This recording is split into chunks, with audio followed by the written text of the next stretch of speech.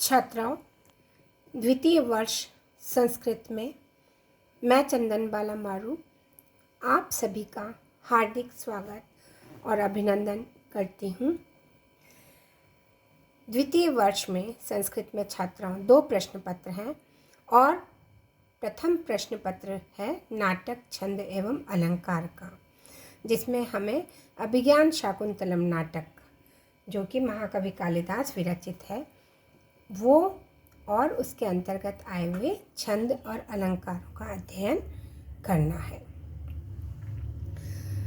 तो हमें अभिज्ञान शाकुंतलम में जो छंद आए हैं उनका लक्षण, उदाहरण और स्पष्टीकरण, इसका भी अध्ययन करना है। तो जो छंद हैं वो कौन कौन से होते हैं, उसमें कितने गण होते हैं, कौन सी मात्राएं होती है, लघु की मात्रा कैसी होती है, गुरु की कैसी होती है, और छंद कौन सा श्लोक किस छंद में निबद्ध है और उस छंद का क्या लक्षण होता है और कैसे उसको स्पष्ट करना है, इसके बारे में हमें छंद का ज्ञान करना नितांत आवश्यक है। तो अभिज्ञान शाकुंतलम के अंतर्गत जिन छंदों का प्रयोग हुआ है उसके बारे में हम जानकारी करेंगे, अध्ययन करेंगे। छंद के बारे में सबसे पहले परिचय प्राप्त करें। तो छात्राओं, वैदिक और लौकिक संस्कृत साहित्य में छंद शास्त्र का एक विशिष्ट स्थान है। पाणिनीय शिक्षा में छंद को वेद पुरुष का पादस्थानीय माना जाता है। छंदः पादौ तु वेदस्य। छंद शास्त्र का इतिहास यद्यपि काफ़ी प्राचीन है, परंतु उपलब्ध सामग्री के आधार पर महर्षि पिंगल के सूत्र इसके परिचायक रूप में सर्वमान्य है। पिंगल छंद सूत्र पर आधारित छंदोनुशासन, रत्न मंजूषा, वृत्त रत्नाकर, सुवृत्त तिलक, श्रुत बोध, छंदो मंजरी आदि प्रमुख ग्रंथ हैं। इन ग्रंथों में छात्राओं संस्कृत साहित्य में प्रचलित सभी प्रकार के छंदों का लक्षण और उदाहरण और भेदोपभेद सहित विवेचन किया गया है। तो इन ग्रंथों में हम अपने उन छंदों को देख सकते हैं आसानी से कि उनके क्या लक्षण हैं और उनका कैसे उदाहरण प्रस्तुत किया गया है, कैसे उसका स्पष्टीकरण किया गया है। भेद उपभेद सहित उनका पूरा विवेचन इन ग्रंथों में मिलता है। छात्राओं, छंद भी जो है वो 2 प्रकार के होते हैं। प्रमुखतया छंद 2 प्रकार के होते हैं, वर्ण वृत्त और मात्रिक। छंद को वृत्त भी कहते हैं। तो वर्ण वृत्त और मात्रिक। तो वर्ण वृत्त या वार्णिक छंदों में प्रत्येक चरण या पाद के वर्णों की गणना की जाती है। मतलब जो वर्णिक छंद है, वर्ण वृत्त जो है, उनमें वर्णों की गणना की जाती है। प्रत्येक चरण में कितने वर्ण हैं, इस प्रकार से वर्णों की गणना की जाती है। वर्ण छंदों को वृत्त तथा मात्रिक छंदों को जाति कहा जाता है। ये वृत्त 3 प्रकार के होते हैं, समवृत्त, अर्धसमवृत्त और विषमवृत्त।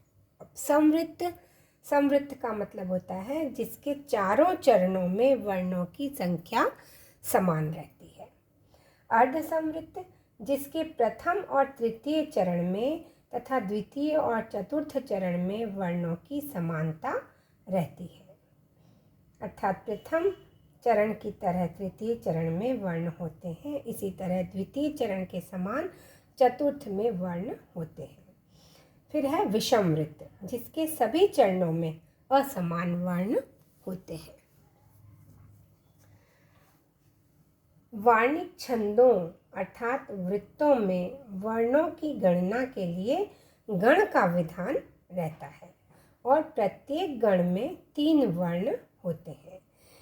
ये गण छात्राओं 8 होते हैं, जैसे यगण, मगण, तगण, रगण, जगण, भगण, नगण और सगण। और इसी के लिए एक सूत्र प्रचलित है, य माता राज भान सलगाह या य माता राज भान सलगम। इन गणों में वर्णों के निर्धारण के लिए वृत्त रत्नाकर, छंदोमंजरी आदि ग्रंथों में अनेक कारिकाएं भी मिलती हैं।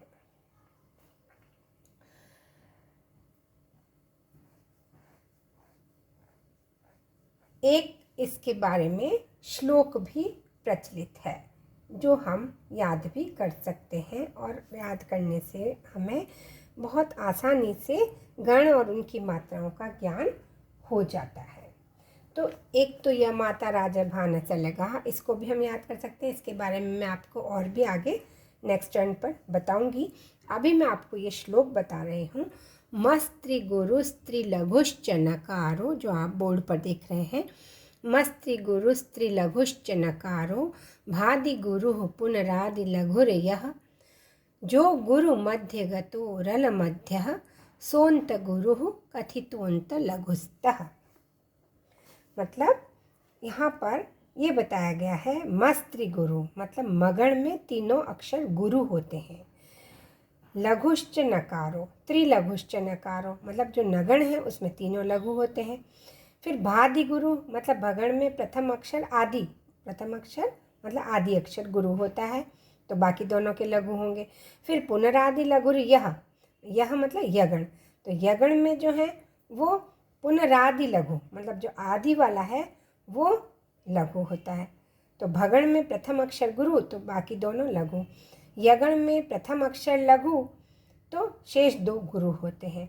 फिर जो गुरु मध्य गतो, तो तीसरा चरण है, जो गुरु मध्य गतो रल मध्य, तो जो गुरु मध्य गतो मतलब गुरु मध्य में हो तो जगण होता है, जो मतलब जगण, तो मध्य में अगर गुरु है तो जगण होगा। और रल मध्य मतलब लघु मध्य में हो तो रगण होता है, रगण, र मतलब रगण, ल मध्य मतलब लघु मध्य में हो तो रगण होता है।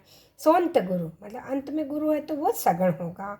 कथितोन्त लघुस्त, और अंत में लघु है तो वो तगण होगा। लघुस्तः, तः मतलब तगण है।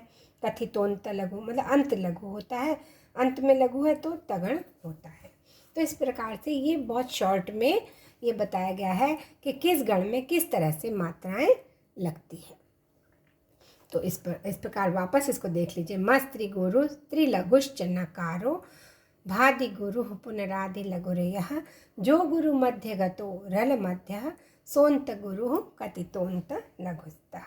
इसको आप पुनः ध्यान कर लीजिएगा। मगण में तीनों अक्षर गुरु, नगण में तीनों लघु, भगण में प्रथम अक्षर गुरु तो शेष दोनों लघु, यगण में प्रथम अक्षर लघु तो शेष दोनों गुरु, गुरु मध्य में हो तो जगण, लघु मध्य में हो तो रगण, अंत में गुरु हो तो सगण और अंत में लघु हो तो तगण होता है।